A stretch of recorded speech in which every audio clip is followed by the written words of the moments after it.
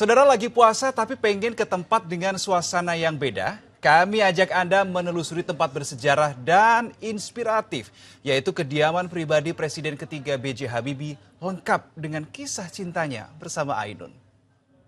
Nggak seperti ke jalan-jalan ke museum, tapi seperti bertamu ke rumah eyang gitu. Betul sekali.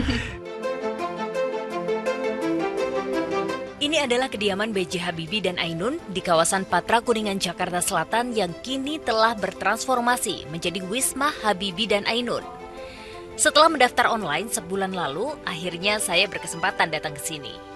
Kedatangan saya disambut hangat oleh ketiga cucu Presiden RI ketiga, Nadia Habibie, Archie Habibie, dan Putri Habibie. Sekarang saya ajak room tour ya. Begitu masuk ke dalam, saya terkesima melihat perpustakaan dengan ribuan buku yang tersusun rapi, lengkap dengan tangga melingkar bereling warna emas. Nah, ketika kita masuk ke perpustakaan Habibie Ainun, kita akan menemukan banyak sekali koleksi buku. Tapi menariknya ternyata mayoritas buku di sini bukan buku teknologi, melainkan lebih banyak buku tentang peradaban. Tapi sayangnya buku-buku ini tidak bisa disentuh karena sudah menjadi artefak dan saat ini tengah dalam proses digitalisasi. Di perpustakaan ini pula pengunjung bisa melihat sejumlah koleksi milik Habibie dan Ainun, mulai dari pakaian, lukisan, hingga miniatur pesawat terbang.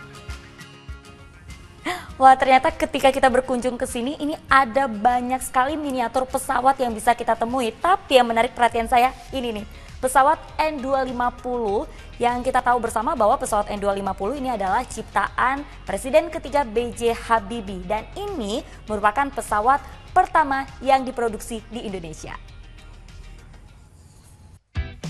Nah, keluar area perpustakaan, ada taman intelektual yang biasa digunakan Habibie dan Ainun untuk berolahraga atau sekedar berdiskusi. Sejumlah patung berjejer menghiasi sudut taman. Melangkah sedikit dari situ, pengunjung disambut dengan pintu gebyok yang kental dengan nuansa Jawa. Ini adalah pintu masuk menuju ruang tamu. Di ruang tamu ini memang lebih banyak sentuhan dari Ainun yang berasal dari Semarang, Jawa Tengah. Cucu Habibie menyebut tempat ini sengaja dibuka untuk umum agar masyarakat bisa kenal lebih dekat dan merasakan warisan B.J. Habibie. Ini sebetulnya kita kan menggunakan ini untuk acara-acara sakral kami, acara keluarga gitu ya, karena kita ingin merasakan dan menghormati legasinya mereka berdua. Tapi memang sudah waktunya untuk orang lain juga bisa merasakan, menghormati dan bahkan menyebarluaskan legasinya Eyang Habibie dan Eyang Ainun. Tempat ini tidak dibuka setiap hari ya, hanya di waktu-waktu tertentu saja. Pengunjung bisa memantau media sosial Wisma Habibie dan Ainun untuk tahu jadwal kapan bisa datang. Oh ya, untuk bisa keliling Wisma Habibie Ainun, pengunjung harus membeli tiket masuk sebesar Rp175.000 per orang.